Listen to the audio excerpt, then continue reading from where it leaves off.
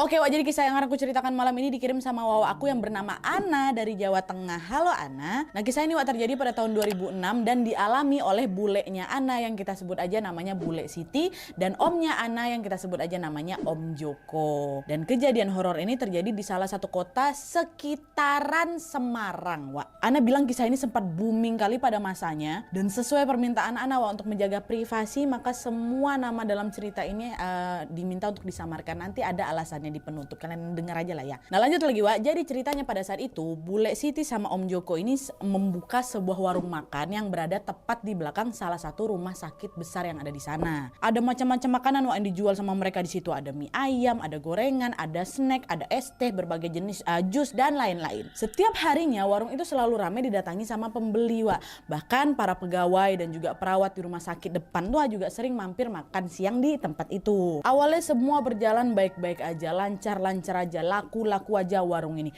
Bule ini selalu membuka warungnya setiap hari dan alhamdulillahnya selalu ramai sama pelanggan.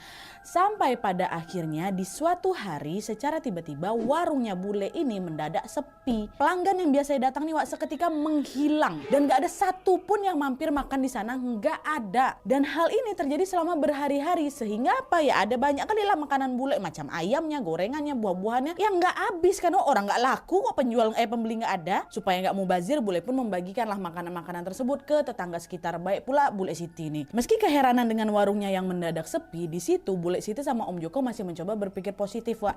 Namanya juga orang jualan, pasti ada aja lah naik turunnya ya kan. Ya udahlah, sabar-sabar aja, Bu, ya mudah-mudahan besok warung kita rame lagi gitu. Tapi, Wak, ditunggu punya tunggu nih kan sampai hampir sebulan, kondisi warung tuh belum juga membaik, Wak. Warung itu sama sekali tidak ada satupun pelanggan yang makan di warung mereka, betul-betul nggak ada. Kalau sepi kan mungkin adalah dalam satu hari satu orang datang, habis itu nggak ada lagi. Ini nggak ada sama sekali doh. Dan karena hal itu modalnya Bule sama Om ini pun mulai menipis karena kan mereka nggak ada pemasukan sama sekali ya kan. Bisa dibilang pada saat itu mereka udah hampir bangkrut lah gitu, Wak. Akhirnya dengan berat hati Om sama Bule pun memutuskan untuk ya udahlah kita tutup aja lah warung ini dulu ya, Bu, ya gitu kan. Nah, pas mereka sudah mau berencana mau menutup warung makannya ini, pada suatu siang, Wak, menjelang sore kayak gitulah, Bule Siti dikejutkan dengan kedatangan seorang kakek-kakek ke warung mereka ini. Setelah hampir 1 bulan gak ada satupun pelanggan nih, akhirnya di hari itu adalah nih orang yang mampir ke warungnya mereka. Kalau dilihat dari penampilannya, Wak, kakek itu tampak seperti orang yang memang sedang melakukan perjalanan jauh. Dia berjalan menggunakan tongkat dan ada bungkusan sarung yang diikat di ujung tongkatnya, kebayang kalian kan? Pakaiannya si kakek ini juga tampaknya lusuh. Dia mengenakan sepasang sendal jepit yang memang sudah usang pula. Dah kakek itu pun jalan menghampiri Bule Siti dan berkata, "Aku pesan mie ayam 1 ya sama es jusnya 1, kata si kakek kan.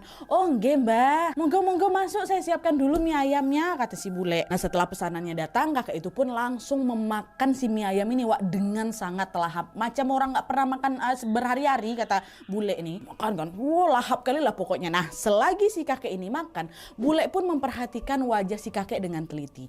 Ditengok kan. Nah, Bule Siti merasa belum pernah bertemu dengan kakek itu sebelumnya, Wak. Ini kakek ini siapa ya? Kok aku nggak pernah lihat? Tapi meskipun dia merasa asing, seketika Bule itu agak sedikit terenyuh gitu loh, karena Bule tiba-tiba teringat dengan mendiang ayahnya yang memang sudah meninggal 30 tahun yang lalu. Di situ Bule mikir lah kan, kalau aja bapakku masih hidup, mungkin sekarang bapak ini udah seusia Simbah ini nih. Ya Allah, rindunya aku, kata si Bule dalam hati. Nah, pas Bule memperhatikan si kakek yang sedang makan ini, Wak, Bule pun melihat bahwa gelas minumnya si kakek ini udah kosong. Terus dengan senang hati Bule pun membuatkan segelas teh hangat untuk Bule kasih ke si kakek ini. "Ini teh hangatnya, Mbah, diminum ya, Mbah, ya, biar nggak kedinginan." "Oh ya, Simbah dari mana? Kok sendirian, Mbah?" tanya Bule ke Simbah ini. "Oh suhun ya, Nduk," katanya. "Iya, aku lagi jalan-jalan cari angin seger.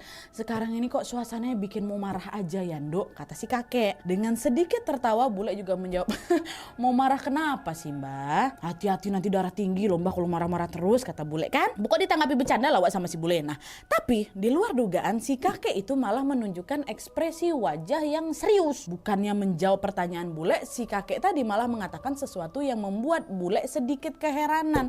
Di situ kakek itu bilang, "Aku ini temannya bapak Mundo. Aku tahu siapa bapak sama ibumu. Kulihat-lihat kok sepertinya kamu ini ada yang jahatin yo," katanya. Nah, Bule Siti yang kebingungan yang cuman bisa terdiam aja, Wak. Terus gak lama kemudian si kakek ini mengeluarkan sebuah gulungan kain berukuran kecil berwarna putih lusuh dari dalam kantongnya.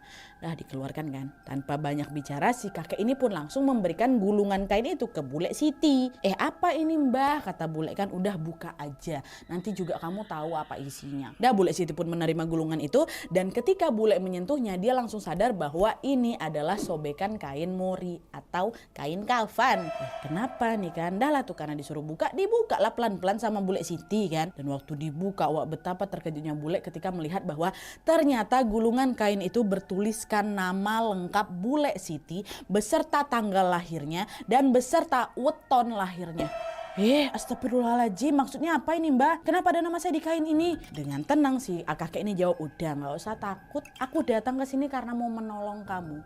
Ini juga karena bapakmu yang berpesan. Selama di sana ya biasanya aku kemana-mana sama bapakmu. Kata si kakek. Mendengar ucapan si kakek seketika bule langsung bergetar lah. Jadi ketakutan lah. Ngapa kakek ini? Bule bingung wak di sini maksud si kakek ini apa? Kenapa kakek ini bisa tahu soal bapaknya yang sudah meninggal? Bapak aku udah meninggal 30 tahun yang lalu. Kok bisa kakek ini malah bilang dia mau kemana? Dia mau pula. Dia kalau kemana-mana selalu sama bapaknya. Modus kakek ini nih, ada niat jahat kakek ini kayaknya gitu. Wajar lah bule Siti ini juga takut kan wak. Orang asing tiba-tiba datang ngomong kayak gitu. Nah di tengah kebingungan itu bule Siti nanya lagi, mbah mohon maaf ini ya, sebenarnya maksud si mbah ini apa? Saya udah nggak punya apa-apa lagi mbah, jualan sebulan nggak laku sama sekali, modal saya juga udah mau habis. Si mbah ini sebenarnya mau apa toh?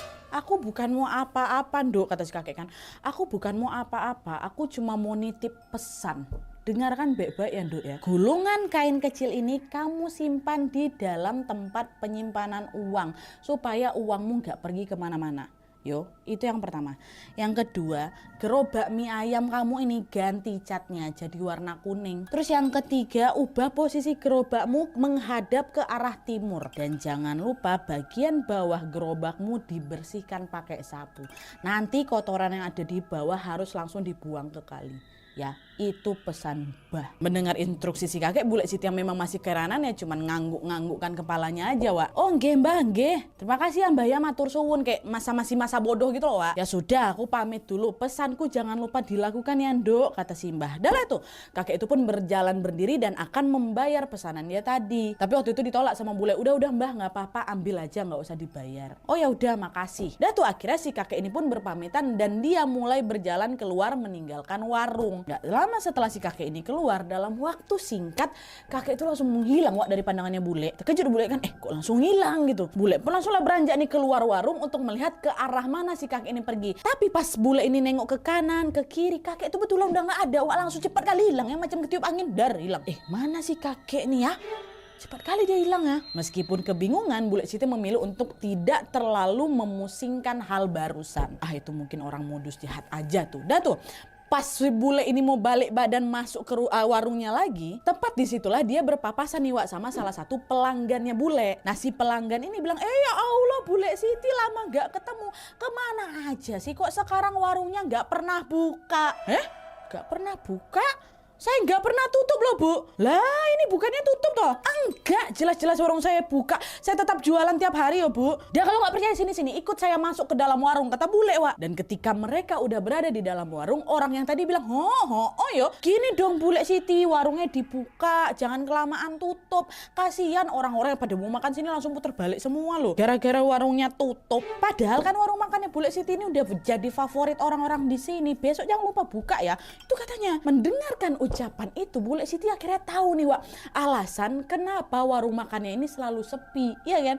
Ternyata secara mengejutkan di mata para pelanggannya, warung itu tuh terlihat seperti sedang ditutup. Bukan sedang ditutup, warung tuh macam nampaknya tutup. Macam mana orang mau makan di sana? Nah dari situlah bule Siti jadi ingat beberapa waktu yang lalu memang ada nih pelanggan yang datang ke sana naik motor, tapi pas motornya udah nyampe di depan warung, anehnya orang itu tuh langsung putar balik, nggak jadi berhenti wak. Disitulah bule langsung ngebatin, oh alah, ternyata kenapa kemarin pada nggak jadi mampir karena mereka lihatnya ya warungku tutup. Kok bisa ya? Padahal kan aku nih buka setiap hari. Nah menyadari adanya kejanggalan itu, malam harinya ketika bule ini pulang ke rumah, dia pun langsung lah itu menceritakan hal tersebut ke Om Joko. Mulai dari kedatangan si kakek misterius tadi sampai dengan keanehan tentang warung mereka yang ternyata terlihat sedang tutup. Dan setelah mendengar cerita dari bule Siti, istrinya, kalian tahu Om Joko jawab apa?